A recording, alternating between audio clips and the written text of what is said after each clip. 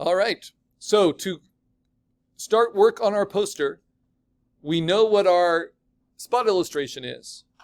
Now we need to take that poster or that spot illustration, add text to it, and then design the text to fit the personality we want to come through the message. And then we have to put it all onto a poster format, which is going to be 16 by 20 inches at 350 pixels per inch, either vertical or horizontal. The three components we're going to submit are actually our black vector type, our color type solution, and then our finished poster. The text blocking or type blocking is going to be an optional thing to put on, but it is something I'm going to demonstrate and highly recommend you do. I just don't like to require more than 3 things for full submission. So black type design, color type design, full poster design.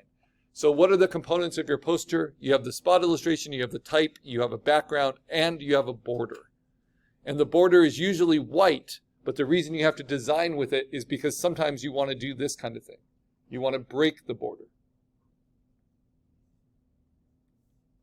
So let's get started. On the assignment page itself, I give you a lot of details about how production art with type and imagery is used and created. So the Stranger Things poster is by Kyle Lambert, who does these for Netflix. He has already given the type design. And the type design was designed early on in the production of the show. So what is type design? Type design is the title flag of something like a comic book or of a TV series or of a movie title or of a children's book or of an album cover. You know, it's type that is more than just a default typeface. It's designed to give you a certain feeling. It can be for a food label. It can be for advertising. So they were inspired for Stranger Things, which is a kind of a retro 1980s themed show about existential horror. They're looking at paperback novels, a lot of Stephen King novels, right? And how the book jacket designers use type to make them feel uncomfortable. So very hard-edged typefaces, and then very, very close, cramped, overlapping kerning between the type. So some of the vocabulary we're going to learn are kerning and leading for how type design is done. They were also inspired by TV series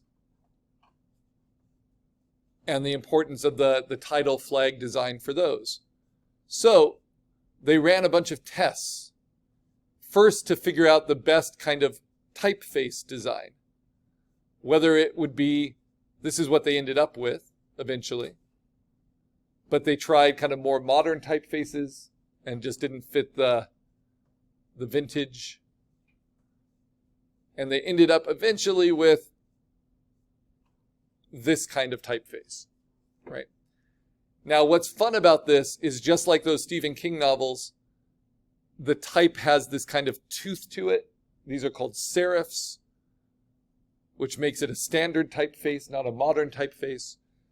And it's all pretty typical, except they have the larger front letter, the larger last letter, except that the space between the letters is highly modified. So it gets so combined that the R and the A join together. And both the N and the G in both strangers and things, the G's curved back is getting flattened out by being so squished against the N. And that gives you a lot of tension, right?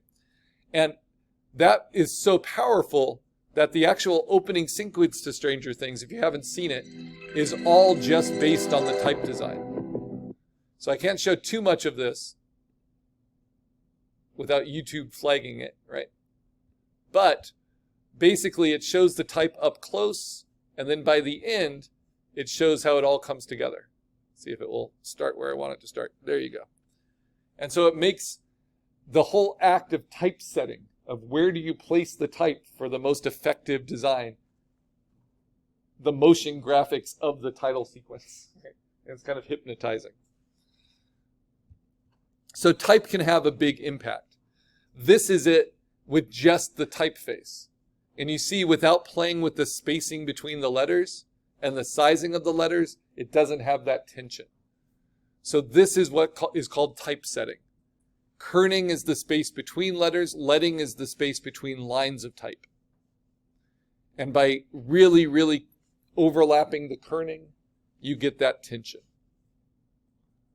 And then playing with the leading by having the S and the R kind of extend beyond it, you get that kind of tension. So those are kind of recreations of it. There is a lot to typography. The art of typography is designing entire typefaces. All the letters, all the numbers, all the punctuation, all so that they flow nicely together, which has a lot to do with the space around each letter. So one thing I'm going to recommend is, like Stranger Things, you only use capital letters. I would avoid using lowercase unless you have strong reasons to use lowercase. That is because capital letters are built in with their own spacing, so that they'll have some nice kerning to work with. Whereas lowercase letters can get really, really cramped and you lose readability very quickly. So you'll notice in my examples of some text blocking how you can design the space you want the text to take up and then divide it into the individual letter forms.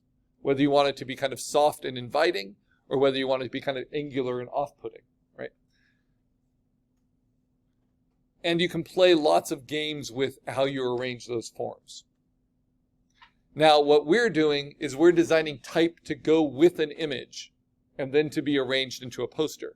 So I like to show the work of someone I went to school with, Akiko Sterenberger, who works as an independent movie poster designer and works a lot. But as an independent movie poster designer, gets to design everything for each poster, gets to design the imagery, the type, and the layout. And this is used for key art on like streaming services. It's used to promote the films. And she has a lot of innovative ideas, right? And sometimes that means just really standard typefaces, like the serious man or enough. And sometimes that means a very, very customized typeface, like you see here with Stutz, or Nothing Compares, or with the Batman posters, the Unmask the Truth posters. This one's reversible, so it's the Riddler's mask or it's Batman's mask. And there's always like little things for Oppenheimer, doing the big red button as the hat, but keeping the text pretty simple. So it's always a design challenge and a creative challenge, right? So for instance, for this one, the portrait of a lady on fire, it's all a customized script typeface, all hand done. And then the imagery is obviously this very textured kind of brushstroke of fire, but the negative space of it are these two lips coming together, right? Or these two people's lips coming together. So you get as much as you can from the space, from the color, from the design. So movie posters are a great way to see that. You can see each of these customized type solutions really work with the imagery well. Another person that does this well is Shepard Fairey, who uses the kind of screen printed imagery and then finds lettering solutions that work for the statements he wants to make with the artwork. So basically, this project is our first design project, where we have to have a plan for what we want to communicate at the end. And design is all about planning and knowing what the effect you want to have on the audience. So instead of just creating one thing, we're now arranging multiple things to have that planned effect. And to keep it really basic, we're using our spot illustration, we're using our type, we're using a rectangular background, and we're using a border. So we have 4 elements to manipulate. But you can keep going and adding more and more elements. And doing campaign design, doing poster design, doing product design, all of this often requires a hierarchy of a lot of different focal points and which ones are most important and where do you put them and how do you juggle them. So that's called layout. So how do we get started? How do we decide what our black vector type is going to be? We start with a text blocking sketch. And text blocking doesn't mean you're designing the typeface. It means you're trying to understand where the type will go in relation to your imagery on the format of the poster. I find it really helpful to look at inspirations.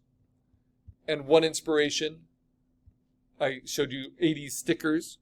One inspiration are early 20th century music designs, right? When they first started reproducing music on LPs and making kind of record sleeves for them.